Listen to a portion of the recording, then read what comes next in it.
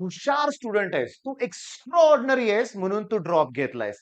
माझ्या वाक्याचा अर्थ समजून घ्या. 10वी ला आपला स्कोर खूप छान होता. 11th-12th मध्ये काही कारणामुळे आपल्याला जमलं नाही. पण आपण एक्स्ट्राऑर्डिनरी आहे. म्हणून आपल्याला घरातल्यांनी एक चान्स दिलाय. आपल्यावर विश्वास ठेवलाय त्यांनी. हो, घे तू ड्रॉप. पुन्हा करून दाखव. आता काय चाललंय? काहीतरी चुकतंय. काय चुकतंय? सगळं डिस्कस करूया आपण. मी तुम्हाला सांगतो, ड्रॉपर फार ना मुलं वेगळ्या वेगळ्या मानसिकतेत आहेत सध्या. काय करूया ते सुचना झालंय. जेईई, नीट यासारख्या मोठ्या एक्झामसाठी ना स्पेशल ड्रॉपर्स अकॅडमी आहेत म्हणूया आपण. Repeaters academy. लातूरला जावा 10-10 वर्ष 10-10 वर्ष नाही तर 3-4 वर्ष रिपीट करणारी मुलं आहेत नीटसाठी म्हणूया आपण. जेईईसाठी पण भरपूर मुलं रिपीट करतात. त्यांच्यासाठी क्लासेस आहेत. आपल्यासाठी नाहीये. स्पेशली ड्रॉपर्स बॅच कुठेही नाहीये. ऑफलाईनमध्ये. तरी आपल्याला ऑफलाईन घेतलंय आपण. तिथे चाललंय बोर्डची प्रिपरेशन आणि आपल्याकडे होतंय दुर्लक्ष असं तुम्हाला वाटतंय. अरे, झालाय ना अभ्यास. तर आपण अभ्यास करायची वेळ आलेली आहे ना. किती वेळा आपण दुसऱ्याकडून करून घेणार आहे अभ्यास म्हणजे तुम्हाला असं वाटतंय, हां, त्यांनी आमच्याकडून करून घेतलं पाहिजे. मी तुम्हाला सांगतो या स्टेजला तुम्हाला फक्त पेटून उठायचंय, की मी केलाय अभ्यास, मला आता मॉक टेस्ट सुरू केल्या पाहिजेत. हा फेब्रुवारी महिना हाच आपल्यासाठी एडव्हांटेज आहे इतरांपेक्षा, रेग्युलर मुलांपेक्षा. ती मुलं आता बोर्डची प्रिपरेशन करतायत. म्हणून तुम्ही निवांत होऊ नका. अरे, मी बघितलंय ड्रॉपरचे डायलॉग. "सर जरा 2 दिवस जरा घरी जाऊन येऊ का?" का? कशाला घरी जायचंय? हॉस्टेलला तुम्ही राहिलाय वर्षभर कशासाठी राहिला? रिझल्ट चांगला लावण्यासाठी ना. मग लास्ट मोमेंट बोर्डच्या एक्झाममुळे बाकीची मुलं बोर्डची प्रिपरेशन करतायत म्हणून तुम्ही का रिलॅक्स होताय? तुम्ही तुमचा अभ्यास वाढवा ना. तुमच्यासाठी टेस्ट सीरीज ठेवल्यात. फ्री टेस्ट देतोय मी. कितीतरी फ्री टेस्ट आहेत. ॲप्लिकेशन ढिगाण आहे जिथं फ्री टेस्ट मिळतील. नॉमिनल चार्जेस असणारे सुद्धा कोर्सेस आहेत. आपली रँकच टेस्ट सीरीज आहे. एवढं ढिगाणं मटेरियल असताना का तुम्ही अभ्यास करत नाहीये या स्टेजला? कुठं तुम्ही ढिलं पडलाय लक्षात घ्या. मी तुम्हाला सांगतो ड्रॉपरसाठी मी 12 तारखेला फुल लेंग्थ टेस्ट अरेंज करतोय. Okay. Full length test. Okay. आणि आपल्या रँकर टेस्ट सीरीज वरती आपल्या सगळ्या बॅचमध्ये आपण इलाइट टेस्ट सीरीज दिले. रोज 3-3 टॉपिक घेतलेत. आता मी काय करणार आहे, की सोमवारपासून 11th सगळं केमिस्ट्री एका दिवशी, सगळं फिजिक्स एका दिवशी आणि सगळं मॅथ्स एका दिवशी. 11th स्टँडर्ड 50-50 मार्काचे पेपर घेणार आहे मी. ओके. आणि मॅथ्स 100 मार्काचं होईल म्हणूया आपण. 11th सगळं. आता त्याच्यानंतर 12 तारखेच्या आत त्या टेस्ट मी उरकणार आहे आणि 12 तारखेला फुल लेंग्थ टेस्ट. किती स्कोर व्हायला पाहिजे या स्टेजला? 100 क्रॉस व्हायलाच पाहिजे आणि होत नसेल तर ती धोक्याची घंटा आहे. काहीतरी विचार केला पाहिजे. कुठं चुकतंय? अरे कशाला कॉन्फिडन्स घालवताय तुम्ही? मी तुम्हाला सांगतो, आता डोकं शांत ठेवा. डोकं शांत ठेवा. स्वतःवर विश्वास ठेवा. आपण सुरुवातच मी तशी केली, की आपण एक्स्ट्राऑर्डिनरी आहोत. जगाचं राहू दे, मी माझं एक्झाम्पल सांगतो. मला सुद्धा फेल्युर आलं होतं. आलं होतं. मी पण डिप्रेशनमध्ये गेलो होतो. पुढं भविष्याची इतकी काळजी वाटत होती, की काय करायचं पुढं? पण 10वी पर्यंत मी पण टॉपर होतो ना. एक्स्ट्राऑर्डिनरी स्टुडंट होतो म्हणूया आपण. हो, खूपच. होतोच मी. पण 11वी-12वीत माझा कॉन्फिडन्स डाउन झाला होता. मी तुम्हाला सांगू का? मी जसं तुम्हाला मोटिव्हेट करतोय ना, तसेच मला पाटील सर भेटले. आज देखील त्या सरांचे माझ्यावर इतके उपकार आहेत ना म्हणूया आपण. माझं लाईफ बदललं सरांच्यामुळं. का? त्यांनी एकच गोष्ट मला सांगितली, की "तू हुशार आहेस. तू मॅथ्समध्ये एक्स्ट्राऑर्डिनरी आहेस." मी सरांना म्हटलं, "सर स्कोर बघितला का तुम्ही? माझा स्कोर होतच नाहीये आणि इंजिनिअरिंगमध्ये तर मी फेल झालो होतो मॅथ्समध्ये." मग सरांनी मला सांगितलं, की फॉर्म्युलेच पाठ केले नाहीयेत. ट्रिग्नोमेट्रिक फंक्शन, ट्रिग्नोमेट्री 2 म्हणूया आपण. त्याचे बेसिक फॉर्म्युलेच मला येत नाहीयेत. बरं मी ते 11th-12th मध्ये मला कोणी असं भेटलंच नव्हतं, की सांगायला, की फॉर्म्युले इम्पोर्टंट असतात. मग आता मी तुम्हाला सांगू का? एक प्रॉपर 2 मिनिटाचा प्लॅन देऊ का तुम्हाला ड्रॉपर्स मुलांसाठी? तर 2 मिनिटाचा प्लॅन काय? मी तुम्हाला सांगतो. पहिली गोष्ट म्हणजे तुम्ही ठरवा, की 24 तासापैकी किती तास तुम्ही आता देणार आहे अभ्यासाला. मला क्लिअर कट 7 तासाची झोप आहे पाहिजे सलग. मला 7 तास तुमची रेस्ट हवी आहे. संध्याकाळी तुम्ही 11ला झोपत असाल, तर सकाळी 6ला उठलं पाहिजे.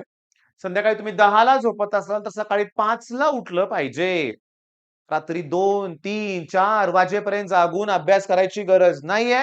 डिस्टर्बन्स होणार. मग 7 तास कमीत कमी झोप पाहिजे आहे. मग 24 मधनं 7 तास तर मायनसच झाले बाळांनो. मग 17च तास उरले ना बाळांनो. बघा बघू. 14तनं 7 गेले की 7 बरोबर आहे 17 तास उरले. आता या 17 तासापैकी ब्रेकफास्ट, चहा प्यायचाय, जेवण करायचंय. या सगळ्या अंघोळ, बाथरूम, टॉयलेट सगळ्या गोष्टींसाठी म्हणूया आपण. या सगळ्या गोष्टींसाठी 3 तास दिले तरी चालतील. म्हणजे उरले 14 तास. दी बेस्ट आहेत, दी बेस्ट आहेत. एवढे वेळ दिला ना तुम्ही, सगळं छान होणार आहे. बरं, आता 14 तास मला पाहिजेतच अभ्यास. मग या 14 तासापैकी मला क्लिअर कट अर्धा तास हवा आहे रोज ऑर्गॅनिकचे चार्ट बनवायचे आहेत. चार्ट बनवायचे आहेत रिएक्शनचे सगळे. ऑल, ऑल प्रत्येक प्रत्येक चार्ट मला पाहिजे. हॅलोजन डेरिव्हेटिव्ह, अल्कोहोल, फिनॉल, इथर, अल्डिहाइड, कीटोन, ऍसिड आणि अमाइन प्रत्येकाचे प्रिपरेशन, रिएक्शन, केमिकल प्रॉपर्टीज सगळं हवं आहे मला, अगदी ग्लुकोज पर्यंत. रोज अर्धा तासात चार्ट होतात. सुरुवातीला बघून लिहावं लागेल आणि काही दिवसांनी या लेवल पर्यंत पोहोचाल की बघायची गरजच नाहीये. लक्षात घ्या, बघायची गरजच नाहीये. म्हणजे अर्धा तास फक्त हवाय मला. ओके, पण मी बोनस देतो ना तुम्हाला, बोनस. ठीक आहे, बोनस पुन्हा 0.5 म्हणूया आपण, म्हणजे 1 तास या केमिस्ट्रीच्या रिएक्शनला रोज दिला पाहिजे. होय, दिला पाहिजे. बर, त्याच्यानंतर आता केमिस्ट्रीचा अभ्यास केला. केमिस्ट्रीचा अभ्यास केल्यानंतर मी तुम्हाला सांगतो, मला अल्टरनेट फिजिक्सचा पाहिजे. फिजिक्सचा एक टॉपिक घ्यायचा. ओके, एक टॉपिक घ्यायचा आणि अभ्यास कसा करायचा मी तुम्हाला सांगतो. पहिली गोष्ट म्हणजे तुमच्या अगोदरच्या नोट्स असतील तर त्या फॉलो करायच्या. ते प्रॉब्लेम सॉल्व्ह करण्याचा प्रयत्न करायचा. नुसतं वाचायचं नाहीये. आन्सर झाकून ठेवा. स्वतःहून विचार करा. आठवतंय का बघा. नसेल तर नोट्समध्ये पुन्हा चेक करा. पण हे करायचं आहे. एक टॉपिक मला तसा हवा आहे. बरं. त्याच्यानंतर नोट्स झाल्यानंतर video lecture at any cost बघायचं आहे. तुमच्याकडे आपलं ॲप्लिकेशन आहे. फिजिक्सचे त्यात टॉपिक्स असतील. त्यातले ते सगळे व्हिडिओज तुम्हाला 1.5 च्या स्पीडने बघा, 1.7 च्या स्पीडने बघा. पण तुम्ही ऑलरेडी नोट्समध्ये तेच लिहिलंय. तेच प्रॉब्लेम तुम्ही पुन्हा बघणार आहे. पुन्हा आठवण्याचा प्रयत्न करणार आहे आणि त्याच्यानंतर मला काय हवंय बघा, की आपल्या प्रत्येक टेस्टला 2-2, 3-3 अटेम्प्ट असतात. मी सांगतो, मग त्या टॉपिकची टेस्ट अवेलेबल आहे का बघा. नाहीतर ऑनलाईन एखादी टेस्ट असेल तर टेस्ट द्यायचीच आहे. ओके. बरं, याला किती वेळ लागेल या एका टॉपिकला? 4 तास वेळ लागेल. किती तास? 4 तास सुद्धा वेळ लागू शकतो. नाही लागणार. नाही लागणार. पण मी म्हणतो 3 तास वेळ देऊया. तरी आपल्याकडं किती 10 तास अजून वेळ शिल्लक आहे. बरं, चार्ट झालंय. फिजिक्स झाल्यानंतर पुन्हा तुम्हाला केमिस्ट्री घ्यायचंय. ओके. फिजिक्स झाल्यानंतर पुन्हा तुम्हाला केमिस्ट्री घ्यायचंच आहे आणि केमिस्ट्रीचा फिजिकल केमिस्ट्रीचा कुठलाही टॉपिक एक फिनिश करायचा आहे आणि त्यासाठी तुम्हाला पुन्हा मी 3 तासाचा वेळ देतोय. मग 4 आणि 3 7 आणि 8च तास झाले. अजून 6 तास वेळ शिल्लक आहे. आता या उरलेल्या 2 तासात तुम्ही पुन्हा फिजिक्सचा एखादा टॉपिक करा. ओके, किंवा केमिस्ट्रीचा करा, काही इश्यू नाहीये. म्हणजे इथं मी लिहितो फिजिक्स और केमिस्ट्री, फिजिक्स और केमिस्ट्री. म्हणजे इथं फिजिक्सचे 2 टॉपिक आणि केमिस्ट्रीचे 2 टॉपिक होतात आपले. होतायतच, लक्षात घ्या. भरपूर अभ्यास होतोय हा. तरी मी तुम्हाला सांगतो किती रे 5, 6, 7, 8, 9, 10 तास झाले. आता पुढच्या 4 तासात काय करायचंय सांगतो. पुढच्या 4 तासात ॲट एनी कॉस्ट डेली तुम्हाला मॅथचा पेपर सॉल्व्ह करायचा आहे. तोही सीईटीचा, तोही तुम्हाला फुल लेंथ पेपर असणार आहे. ओके. आणि माझंच टार्गेट असणार आहे, की द्यावा तुम्हाला पेपर. होय. संध्याकाळी पेपर दिला जाईल. झोपायच्या अगोदर त्या पेपर मधले 50च्या 50 प्रश्नांचे नोट्स हवे आहेत.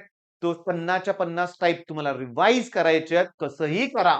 एवढा अभ्यास रोज व्हायला पाहिजे. आणि जेव्हा तुम्ही 1 आठवडाभर हे कराल ना, 10 दिवस नंतर करायला नाही लागणार. मग पुन्हा तो 1 तास वाचणार आहे आपल्याला. जेव्हा तुम्ही ना मॅथ्स कराल ना, 10-12 पेपर सॉल्व्ह कराल, त्याच्यानंतर 4 तास पण नाही लागणार. पेपरला 1.5 तास आणि अनालिसिसला मी 2.5 तास ठेवलाय. कशाला 2.5 तास लागतोय? 50 पैकी 30 प्रश्न जर सुटायला लागले, तर 20 प्रश्न फक्त सोडवायचे आहेत. पुढच्या 1.5 तासात होतील. तिथंही 1 तास वेळ वाचेल. फिजिक्सच्या एका टॉपिकला 4 तास नाही लागणार. कमी वेळ लागू शकतोय. कमी वेळ. माझं म्हणणं काय, किती एक्स्ट्राऑर्डिनरी आहे ना सर हा प्लॅन. करा ना स्ट्रॅटेजी फॉलो. प्रॉब्लेम कुठे आहे माहितीये का? प्रॉब्लेम प्रॉब्लेम सांगतो कुठे आहे. आमच्याकडे 14 तास पाहिजेत की. आम्ही काय करतोय? आमचं पहिली गोष्ट म्हणजे आम्हाला मोबाईलला 6 तास पाहिजेत टाईमपास करायला. अभ्यास करून थकतो ना आम्ही. आम्हाला मोटिव्हेशनसाठी पुन्हा ह्याच्यासाठी आम्हाला ना मोबाईल लागतोय. टाईमपास Instagramवर मोटिव्हेशन मिळतंय. त्याच्यानंतर रील्स, शॉर्ट्स. वेळ जातोय रे. भरपूर वेळ जातोय. 8-8 तास टाईम. गेम. मी सांगतो ॲडिक्ट बनलेत काही मुलं गेम्सची. तिथं नुकसान होतंय. लक्षात येत नाहीये तुमच्या ती गोष्ट म्हणूया आपण. बाळांनो, मोबाईलचा चांगल्यासाठी वापर करा. आम्ही जे लेक्चर्स प्रोव्हाईड करतोय हे मोबाईलचा प्लस पॉइंट आहे. तुमच्या बाकीच्या चुकीच्या गोष्टीमुळे चांगल्या मुलांना मोबाईल मिळेना झालाय. हे लक्षात घ्या. हो, पालक घाबरतोय मोबाईल देताना. त्यांचं काही चुकीचं नाहीये. मग तुम्ही ह्यापासून वाचा. दुसरी गोष्ट 7 तास कुठं? मला 10 तास लागतात झोपायला. बोंबललं सगळं. 3 तास तर झोपतोय एक्स्ट्रा. मग 24 तासापैकी 10 तास झोपतोय. इथं 14 तास उरले. मोबाईलमध्ये 2 तास घालवलं. इथंच 12 तास उरले. अजून ते डेली 3 तास 9 तास उरले. आता ही जिम जिममध्ये मला जाऊन Instagramसाठी फोटो काढायचे असतात ना. ही ती, ही पोज, ती पोज म्हणूया आपण. बायसेप, ट्रायसेप दाखवायच्या. तिथं 3 तास लागतात मला. हो. जिम केल्यावर रेस्ट लागते. आता उरले 2 तास. काय करणार आहे अभ्यास? आणि मग कशाला घेतला ड्रॉप? मी असे नमुने बघितलेत सांगतो, आत्ता बघितलेत. मी तुम्हाला सांगतो, मला भेटायला 3 मुलं आली होती. ड्रॉप घेतलाय ना. मग मी त्यांना म्हटलं, "काय, काय झालंय?" "हां, काय नाही सर, आत्ता सुरुवात करायची आहे." मी म्हटलं, "वेड लागले का? ड्रॉप घेतलाय ना वर्षभर आणि आत्ता सुरुवात करायची आहे." तो काय म्हटला, "सर सीरियसनेसच येत नव्हता. आता परीक्षा जवळ आली तशी सीरियसनेस आलाय." अरे मूर्खपणा आहे हा. मूर्खपणा आहे लक्षात घ्या. खरोखर मूर्खपणा आहे. एक तर डिसिजन घेतलं इतकं टफ ड्रॉप घेण्याचं. आयुष्यातलं 1 वर्ष घालवलंय आणि आता कशाला हे करताय रे? आता रिझल्ट लावल्याशिवाय दुसरा ऑप्शन नाही आपल्याकडं. मला ॲट एनी कॉस्ट रिझल्ट पाहिजे. काहीतरी चुकतंय नाही. 14 तास. केला का 14 तास अभ्यास हे इम्पोर्टंट. काही पण नाही करायचंय. मी सांगितलं तेच करायचंय तुम्हाला. मी जे सांगितलं तेच करायचंय. दिला का मॅथ्सचा पेपर? नाही ना, मग गेला रिझल्ट नाही लागणार. नाही लागणार रिझल्ट लक्षात घ्या. मला रोज मॅथ्सचा एक पेपर पाहिजे. केलाय तुम्ही अभ्यास, सगळं फिनिश झालंय तुमचं. तुम्ही कोर्स घेतलाय, त्यातलं पोर्शन तुमचा क्लिअर आहे, सगळं तुम्ही बघितलंय. काय पाहिजे तुम्हाला आणखीन? काय हवंय? मी तुम्हाला सांगतो ते अजून तुम्हाला दुसरा कोर्स पाहिजे का? ऑफलाईन टीचिंग पाहिजे का? नाही लागणार रिझल्ट त्यानं. 1 महिना उरलाय. मी तुम्हाला सांगतो ऑफलाईन कोर्स जे आहेत ना, काही ठिकाणी मी बघितलंय. माझ्याकडे 2 स्टुडंट आले होते ॲडमिशनसाठी. सर क्रॅश कोर्स हवाय सी ऑफलाईन साताऱ्यातील. मी पहिली कंडिशन सांगितली, सकाळी 6:00 ला यावं लागेल, रात्री 10:00 पर्यंत बसावं लागेल. मी शिकवणार नाही. येऊन इथं अभ्यास करायचा वातावरण आहे. डाउट्स असतील तर विचारा. अभ्यास करा. तुम्ही जर अशी अपेक्षा घेऊन आला असाल माझ्याकडं, की तो ऑफलाईन सकाळपासून संध्याकाळपर्यंत फिजिक्स, केमिस्ट्री, मॅथ्सचे लेक्चर्स होतील. मी नुसतं बघणार त्या लेक्चरकडं आणि मला सगळं कळणार. मला अभ्यास करायची गरजच नाहीये आणि माझा रिझल्ट लागणार. नाही होत असं.